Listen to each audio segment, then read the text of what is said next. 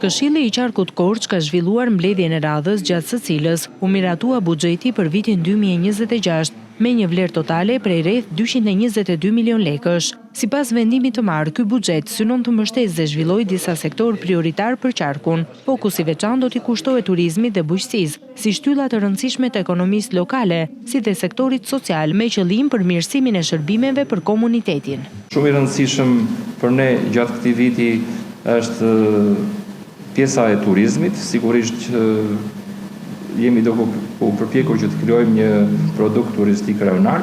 Ne do t'i kushtojmë një vëmendje panajirit të Filoksenias. Aktiviteti me 20 guidave turistike, i cili nuk është përmbyllur gjatë vitit 2025, por ai do të vazhdojë, është shumë i rëndësishëm dhe pjesa e projekteve sociale, pra kujdesi social. Për sa i përket pjesës arsimit, totali shpenzimeve operative për këtë funksion është 1.6 milion lekë. Kemi sektorin e bujqësisë, në të cilin ne kemi planifikuar që të bëjmë një rankim të fermerëve të gjithë Qarkut dhe kemi akorduar një fond për 700.000 lekësh në lidhje me këtë pjesë.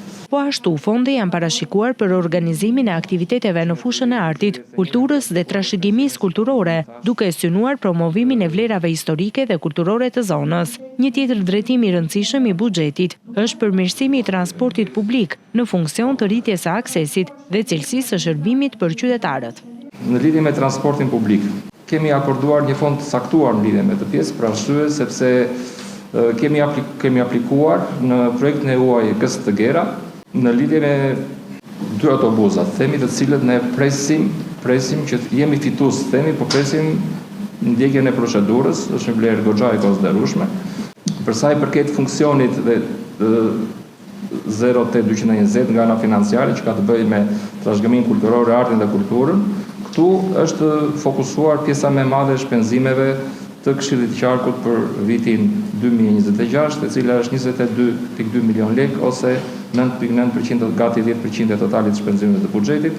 Përfaqësuesit e Këshillit theksuan se buxheti i vitit 2026 është hartuar duke pasur në vëmendje nevojat reale të Qarkut dhe synon një zhvillim të qëndrueshëm dhe gjithëpërfshirës për Qarkun e Korçës.